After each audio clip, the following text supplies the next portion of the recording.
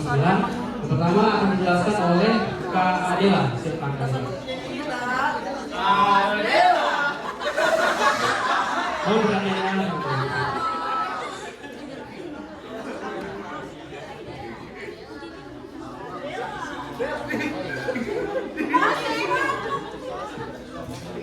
Oke, di sini ada latar belakang dari batas bagian Setara Nusantara. Kegiatan pendampingan UMKM batas Setara Nusantara bertujuan untuk mengembangkan potensi kuliner bakso tradisional yang memiliki prospek tinggi, namun masih menghadapi kendala dalam optimalisasi pemasaran digital, branding dan manajemen pengembangan usaha. Profil usaha mitranya yaitu pendirinya nama usahanya itu Bakso 99 Setara Nusantara, ownernya Warno Suwira, bidang usahanya itu di kuliner, produk utamanya itu bakso urat tetelan, produk tambahannya itu soto kikil, lokasinya di Jalan Raya Pule, Gang Ledeng nomor 23 sampai 30, nomor teleponnya 0852 8312 7510. Oke, selanjutnya di sini kita penerapan yang sudah kita pelajari yaitu profil usaha, pendekatan bisnis modal kanvas. Ya. Dan di sini bisa kita lihat, kita singkat saja teman-teman karena waktu sudah ini ya.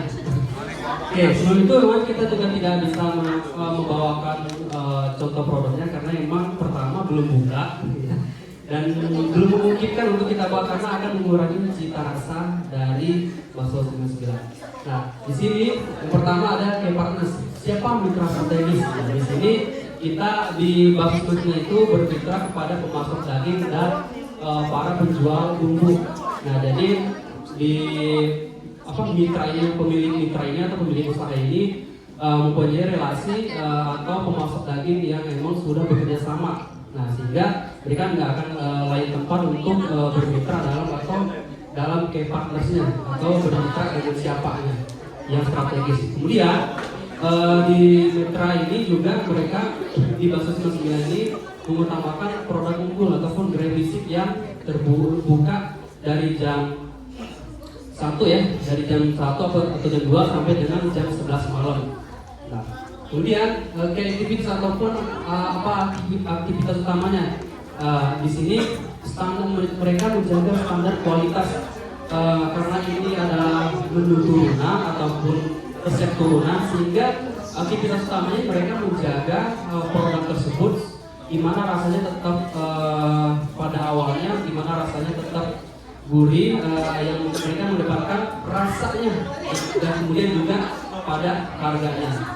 Kemudian pada riset ataupun sumber daya utama. Nah, sumbernya ini tentu dengan relasi dari pemasok daging yang di Bakso 99 ini mereka tidak membikin sendiri. Jadi mereka sudah dengan pemasok daging ini sudah include dengan daging gilingan. Jadi mereka tidak repot-repot lagi harus menggiling daging, mengolah daging, karena mereka sudah bekerjasama akan mendapatkan daging gilingan yang sudah jadi.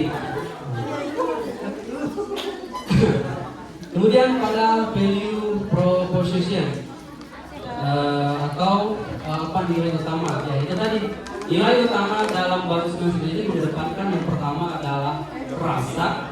Mereka berjual rasa dan rasa yang gurih, buah kaldu dan itu yang dipertahankan.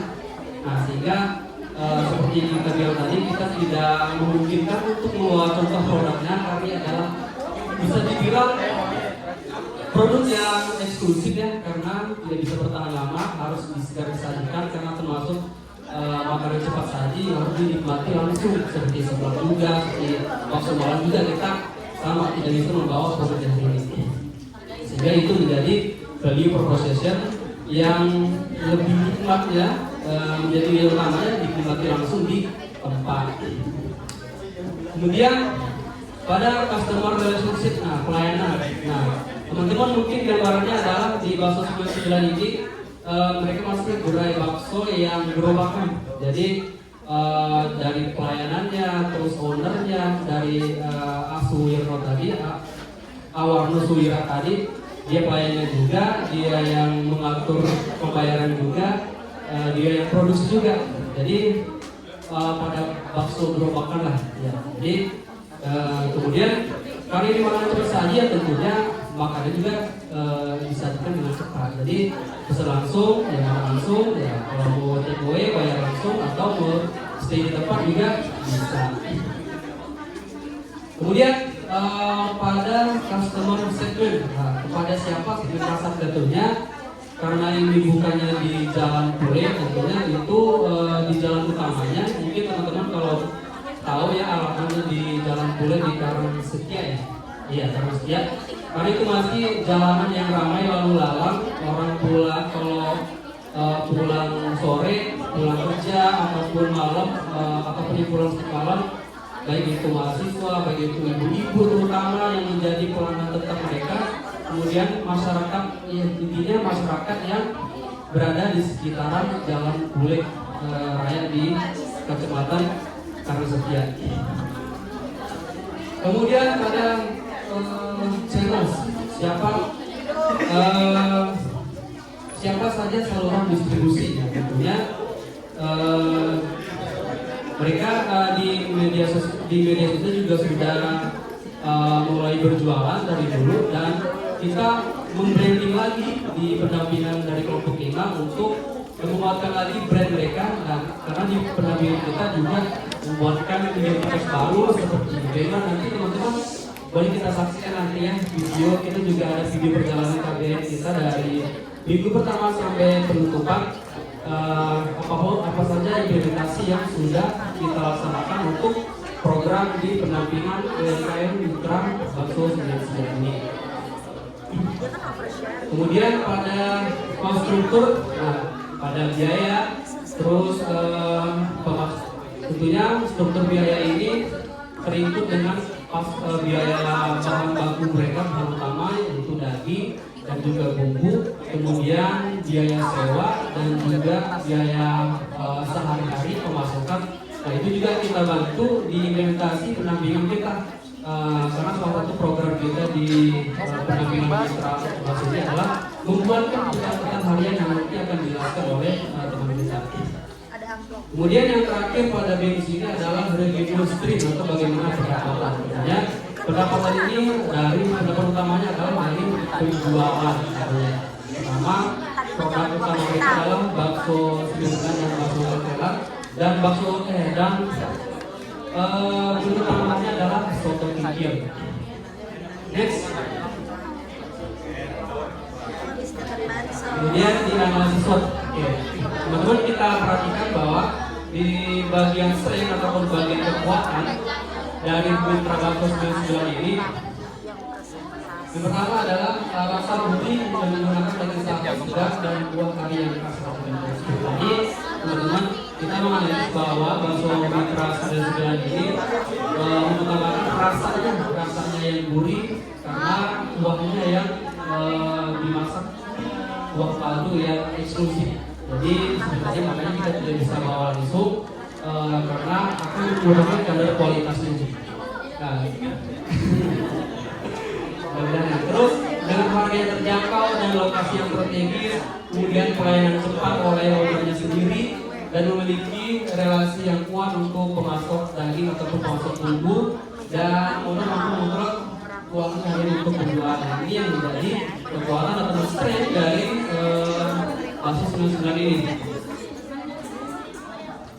Kemudian pada weakness ataupun kelemahannya yaitu kapasitas produksi yang masih kecil, karena gerainya masih kecil teman-teman, masih gerai basic dan tempat yang belum memadai, yaitu menjadi kelemahan untuk bakso 99 ini. Kemudian promosi digital yang masih belum maksimal sehingga ini menjadi peluang kita untuk pendampingan. Kemudian oleh yang terbatas untuk mengembang usaha karena apa tadi ini sudah melebihi sebenarnya rasanya, cuma belum mempunyai keterbatasan untuk modal yang seharusnya bisa membuka cabang baru gitu. Jadi itu masih menjadi kelemahan.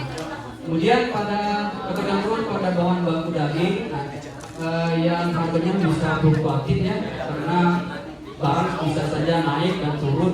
kemudian belum memiliki banner atau identitas. Ini menjadi peluang kita untuk melengkapi kelemahan mereka.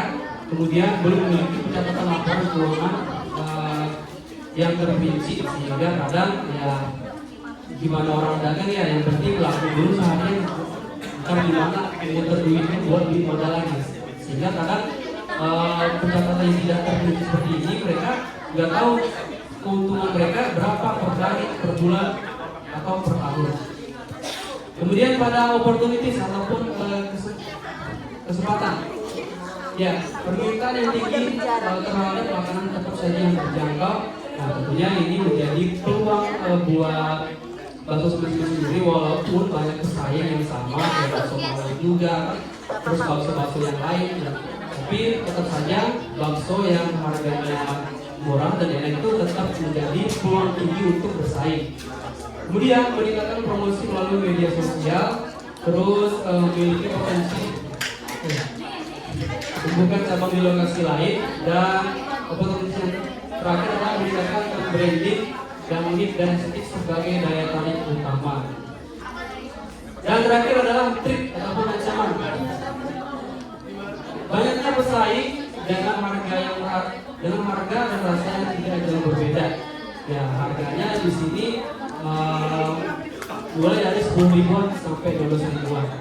Tentunya dengan harga segitu juga menjadi ancaman ini buat mitra yang lain atau bapak yang lain untuk bersaing.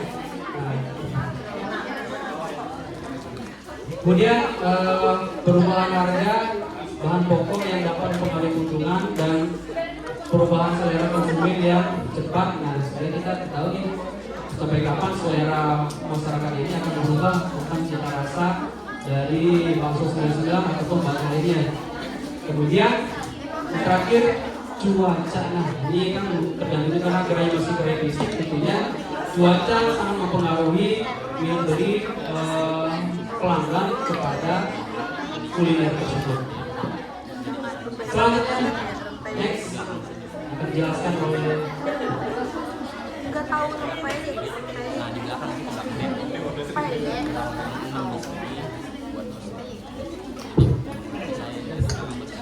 Oke teman-teman, selanjutnya saya jelaskan di sini tentang proses pengembangan kita. Jadi di sini kita langsung ke implementasinya aja ya. Jadi kita yang pertama itu dalam rencana pengembangannya adalah mengoptimalkan pemasaran digital. Dalam program ini kita membuat konten promosi khususnya di TikTok dan di Instagram. Kemudian untuk rencana pengembangan kedua yaitu mengembangkan kerjasama dengan platform pesan antar untuk memperluas jangkauan konsumen. Dan di sini kita mendaftarkan bakso 99 Cita Rasa Nusantara ini ke GrabFood dan ShopeeFood agar orang-orang tuh bisa melakukan pemesanan dari jarak jauh. Oke, kemudian kita juga membuatkan kris untuk pembayaran non tunai. Next. Oke, kemudian kita menerapkan strategi differentiated marketing atau untuk memperkuat citra dan identitas usaha. Karena sebelumnya dari bakso 99 ini belum memiliki banner, masih polosan ya, cuma toko sama gerobak itu. Jadi kita membuatkan banner sebagai identitas usaha dan menambah daya tarik tempat usaha. Kemudian kita membuatkan pencatatan keuangan, yaitu membuatkan pencatatan keuangan harian, mingguan, dan bulanan. Kemudian kita juga melakukan survei kepuasan pelanggan terhadap konsistensi rasa dan harga. Yang mana dalam program itu kita membuat review pelanggan atau mewawancarai pelanggan mengenai rasa dan harga dari bakso 99 Cita Rasa Nusantara ini. Oke, selanjutnya akan dijelaskan oleh kamera.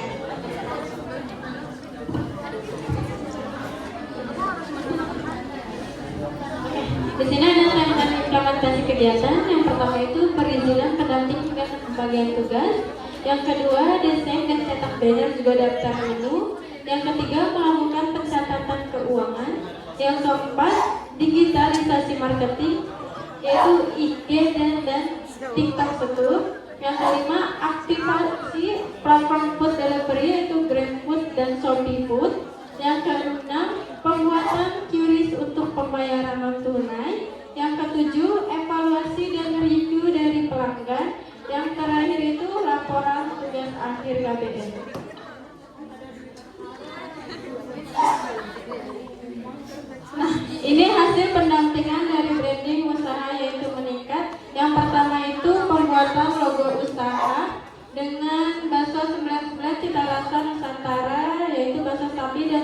penginjil, yang kedua pencetakan banner, dan yang terakhir itu pencetakan daftar menu.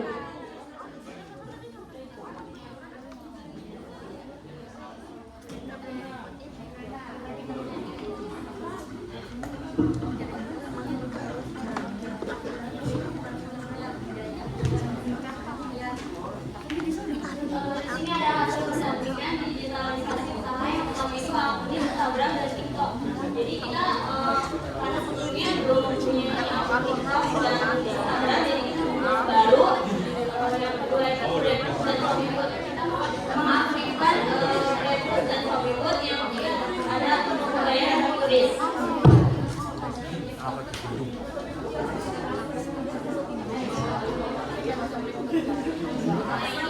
Seperti yang tadi sudah dijelaskan saja, kita cuma mengimplementasikan pencatatan keuangan harian dan pencatatan keuangan bulanan. Mitra kami ini merasa sangat terbantu karena dengan laporan ini mitra tersebut dapat mengetahui margin dan biaya-biaya lainnya yang jadi pengeluaran. Oke, mungkin sekian teman-teman, tapi sebelum itu boleh ya perhatiannya mungkin kita ketampilkan video perjalanan yang singkat dari pendampingan kita. Boleh?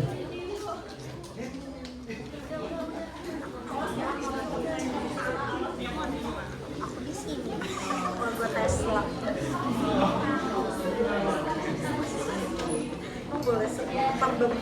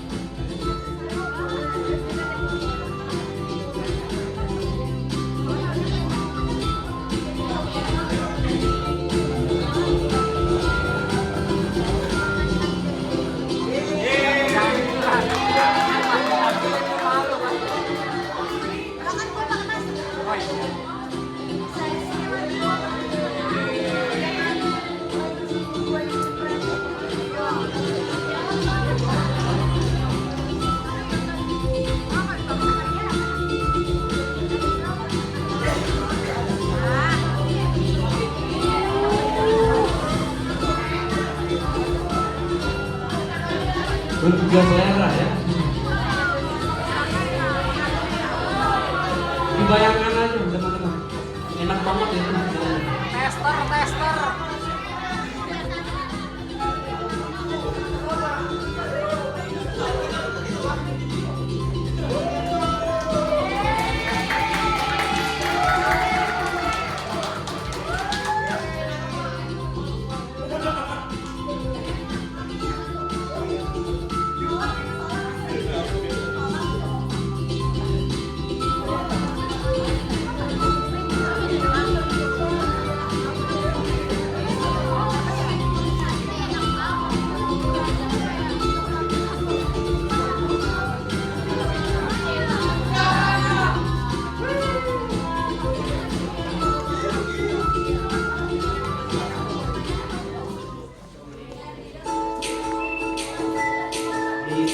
Testimoni dari pelanggan setia ya, dari Bapak setia.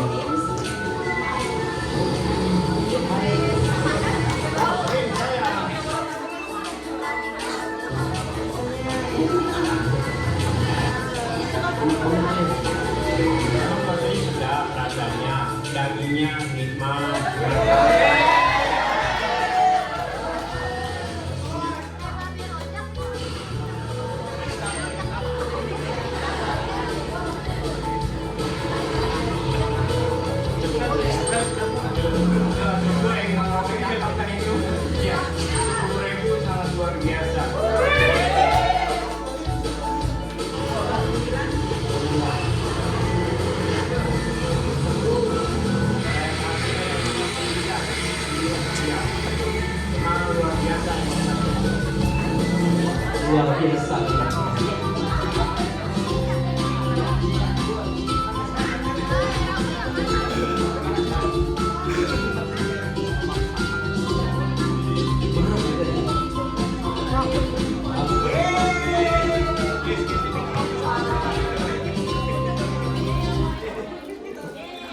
Oke, terima kasih teman-teman untuk persoalan dan laporan dari kita.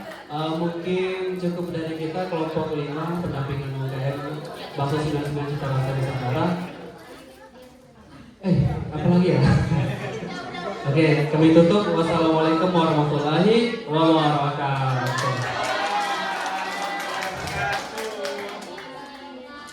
Ayo Pak, Bu, kita foto dulu. Aduh, belum buka Ibu, maaf. Bukanya sore Ibu.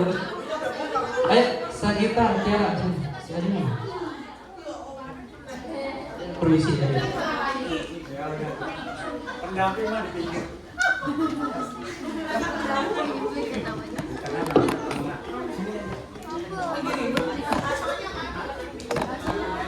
Belum buka Ibu. Oh iya. Di sini. Kalau tadi pagi masih wajar alasannya. Segini ya. Banjiran. Oke, ayo. Itu Mas. Oke, lihat kamera sini, senyum. 1, 2. Sekali lagi boleh bebas. Gini, bakso bola. 3, 2, 1. Oke,